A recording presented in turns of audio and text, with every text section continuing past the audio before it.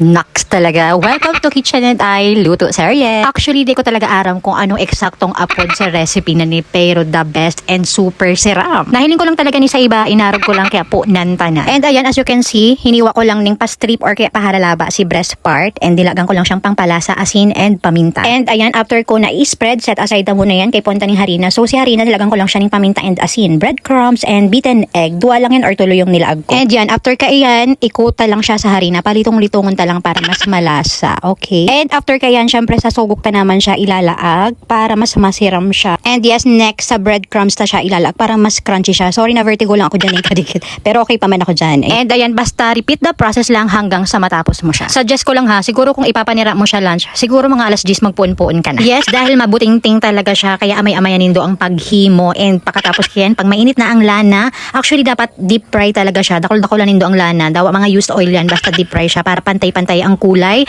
And kapag golden brown na siya, ayan, okay na yan. Madali lang siyang gibuhon. And ayan, habang hinahalata na matapos ni yung pagprito na iniyo, please like, share, and subscribe. Visit na lang nindo ang samong YouTube channel and hit na lang nindo ang bell button para updated ka mo sa bagong upload ning videos. And syempre, kung naubusan na rin ka mo ng mga ideas na pangpanira na tipid lang, go lang ka mo duman kadakol dyan. And ayan, hindi na kita sa part na paggibon ning sauce. Yan, naglaglang ko ng butter and carrots. Yes, kay punta ning carrots dyan. I-slice lang nindo or ano nindo, tadtadon lang nindo. And syempre kay puhan din nindo dyan ning spring onion. Kung mayong spring onion, actually talaga ba ko yan spring onion dahil talaga akong mahanap sa crossing sa modigdi sa talipapa ning spring onion. Ang nilag ko lang dyan is kangkong. Yung stem niya tinadtad ko na lang.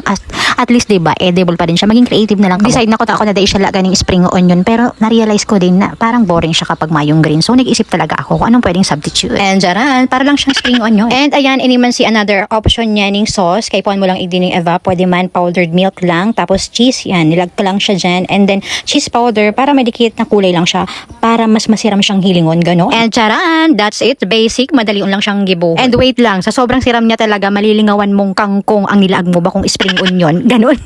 Pero no joke talaga, masiram talaga siya to the highest level talaga siya, na tipong pwede mo talaga siyang ihanda sa kung anong okasyon o guwa ka mo, dinner, lunch man yan. Sinasabi ko sa inyo, garo man lang ka mo nagkakan sa mamahalo na restaurant. And ayan, as you can see, sobrang siram niya talaga sa video, pero how much more na lang talaga kung malasahan nindo yan kapag niluto nindo yan. Siguradong pati mga kids nindo mapapadakol talaga ang maluto, kaya dagdagan nindo talaga ang sasapnaon nindo kung inyang ipapanira nindo. Yes, kaya ngunyan dakol na sasapnaon ko, ta sigurado silok talagang mapapa-unli rice na naman igdiyo. And that's it, tapos nakita and ready to eat na lang talaga. As in, super siram niya man talaga.